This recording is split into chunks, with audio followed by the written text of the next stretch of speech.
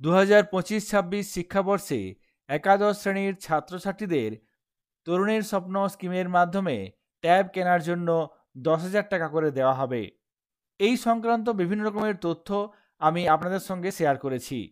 বাংলার শিক্ষা পোর্টালের মাধ্যমে কিভাবে ব্যাংক অ্যাকাউন্ট আপডেট করতে হবে সেই তথ্য আমি একটি ভিডিওর মাধ্যমে শেয়ার করেছি।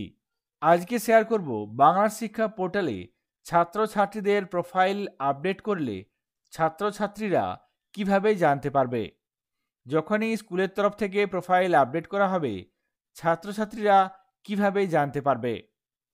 এই বছর অর্থাৎ 2025 সালে তরুণের স্বপ্ন স্কিমের কাজের ব্যাপারে বেশ কড়াকড়ি করা হয়েছে। এক্ষেত্রে বাংলার শিক্ষা পোর্টালে মোবাইল ওটিপির মাধ্যমে লগ ইন করতে হচ্ছে।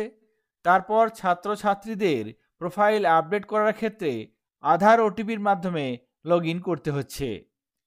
আধার ওটিপির মাধ্যমে লগ ইন না করলে কোনোভাবেই স্টুডেন্টসদের ডেটা আপডেট করা যাবে না।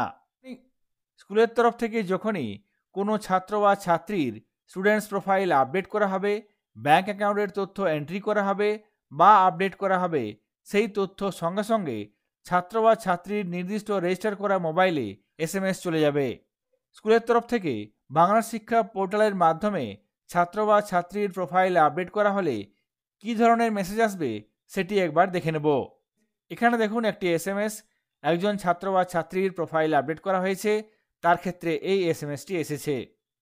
এই SMS যেখান থেকে আসবে সেক্ষেত্রে এখানে সেন্ডারের নাম থাকবে BVACDGWBG, অর্থাৎ এখানে school education department, government of West বেঙ্গলের তরফ থেকে এই মেসেজ দেওয়া হবে। এই SMS কি থাকবে? এই SMS এ লেখা থাকবে, প্রথমে থাকবে স্টুডেন্ট কোড। এখানে নির্দিষ্ট ছাত্র বা ছাত্রীর স্টুডেন্ট কোড থাকবে, যেটিকে আমরা বাংলার শিক্ষা আইডি বলি, সেই আইডি এখানে লেখা থাকবে। তারপর লেখা থাকবে profile data have been updated, please contact HMTIC of your school for details ACDWB। এই SMS এ বলা থাকবে এই নির্দিষ্ট কোডের প্রোফাইলটি আপডেট করা হয়েছে। যদি এই বিষয়ে বিস্তারিত জানতে চান সেক্ষেত্রে বিদ্যালয়ের প্রধান বা TICর সঙ্গে যোগাযোগ করতে হবে। এই SMS পাবার পর বিদ্যালয়ে যোগাযোগ করার কোনো দরকার নেই।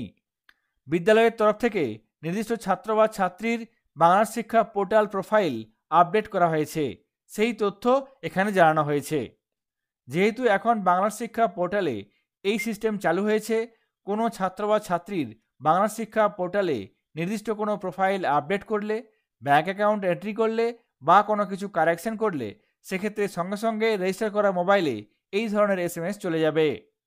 এই ধরনের SMS পেলে ঘাবড়ে যাওয়ার কিছু নেই। এই SMS সাধারণ SMS।